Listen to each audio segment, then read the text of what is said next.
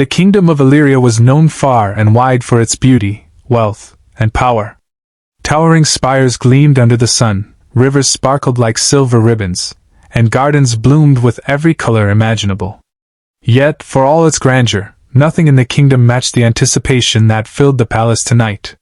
For tonight was the royal ball of the century, where the AlphaKing would choose a bride from among 100 princesses, each sent by their kingdom in hopes of gaining favor, alliances, and honor. The palace had never been so alive. Crystal chandeliers hung like frozen fireworks, reflecting candlelight in every corner. Musicians tuned their instruments, and the scent of roses, jasmine, and expensive perfumes filled the air. Servants hurried past in silk uniforms, carrying trays of champagne and delicacies imported from distant lands. Every corner whispered with expectation. The princesses themselves were a sight to behold. Each seemed determined to outshine the other, flaunting the jewels, gowns, and grace of her kingdom. Some moved with the poise of queens, others, with subtle cunning in their eyes. Whispers spread like wildfire. She thinks she can win the king with a smile? Or, he'll never notice someone like her. But the AlphaKing was not like other rulers. Though handsome and commanding, his eyes carried a depth few noticed. He had seen countless riches, trophies, and titles, yet none had ever stirred his heart. Tonight he sought something else: honesty, kindness, and sincerity. Something money or power could never buy. It was at the grand staircase that he saw her, Liora. A young girl of simple attire, clutching a small bouquet of wildflowers, her eyes wide with awe at the grandeur surrounding her. She did not carry herself with pride or pretension, only curiosity and wonder. The princesses immediately noticed her and giggled behind their fans. "Who let her in? She's not even fit to be here," whispered one, while another sneered. Liora's gaze met the AlphaKing's, and she froze. There was something about her simplicity that drew him in, something far brighter than diamonds. Perhaps it was her courage to enter a hall so grand without fear. Perhaps it was the way her heart seemed untouched by ambition. Whatever it was, he knew he had to speak with her. "Come," he commanded a servant. "Invite her to dance." The music swelled as Liora hesitated at first. All eyes were upon her, some mocking, some curious. Yet the king extended his hand with a warmth that reassured her. Trembling slightly, she placed her hand in his. As they moved to the center of the ballroom, the light seemed to bend around them. The other princesses gasped. Their jewels no longer seemed bright, their gowns no longer glittered. In comparison to Liora's gentle poise, they seemed shallow. "Who is she?" one whispered. "She's not even royal," said another, frowning. But the king barely noticed. He was entranced. He saw not a plain girl, but a soul radiant with honesty. Every step they took together revealed more than beauty. It revealed heart, sincerity, and a quiet courage. Chapter 2: Whispers and Plots. By the next morning, the story had spread like wildfire. The AlphaKing had chosen to dance with the simple girl, not the richest, not the most powerful, but Liora. Among the princesses, whispers erupted into anger and jealousy. "What is he thinking?" cried a princess from the north. "We must teach her a lesson," hissed another. Secret meetings were held in hidden corners of the palace. Some princesses plotted to embarrass Liora, others to distract the king, and a few even considered schemes that could threaten her safety. They underestimated one thing: Liora's courage and the king's unwavering protection of what mattered most to him. The king, meanwhile, spent his days near her side.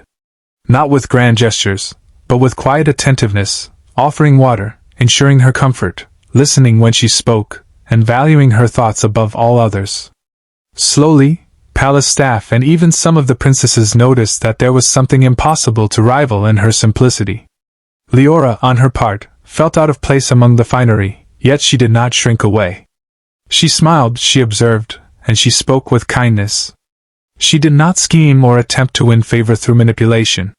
This only endeared her more to the king, who admired strength of character over superficial brilliance. Chapter 3: Trials and True Intentions. The weeks that followed tested both Liora and the king. Princesses attempted small acts of sabotage, hiding her belongings, spreading false rumors, even attempting to redirect the king's attention. Each time, the king's vigilance and Leora's calmness turned potential chaos into lessons of loyalty and patience. At one point during a formal dinner, a princess tried to humiliate her by asking a mocking question about her background. Liora paused, then answered with gentle honesty, revealing the value of humility and wisdom even in simplicity. The room fell silent.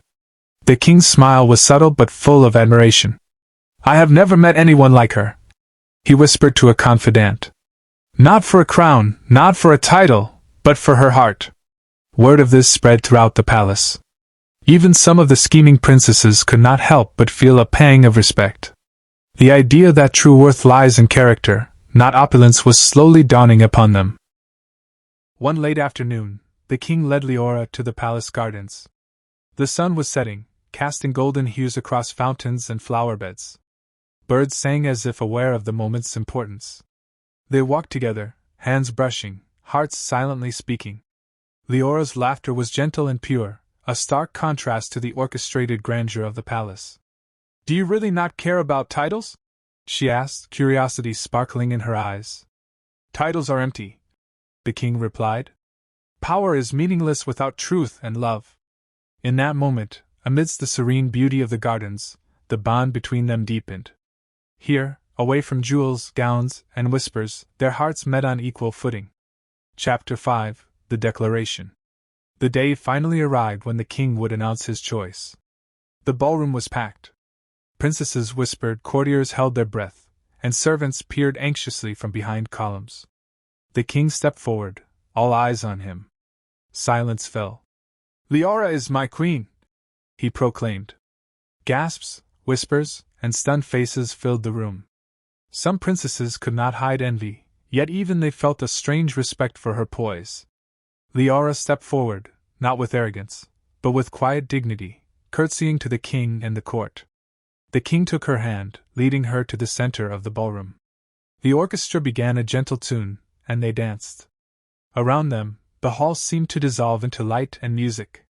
In that moment, love, honesty, and sincerity triumphed over wealth, titles, and deceit. Chapter 6: The Moral. From that day forward, the kingdom of Illyria remembered one lesson above all. True love is not measured by jewels, power, or appearances. It is measured by the heart, the courage to be honest, and the willingness to see truth in another soul. Liora and the AlphaKing ruled side by side, not as a king and a poor girl, but as partners who valued each other's hearts above all else.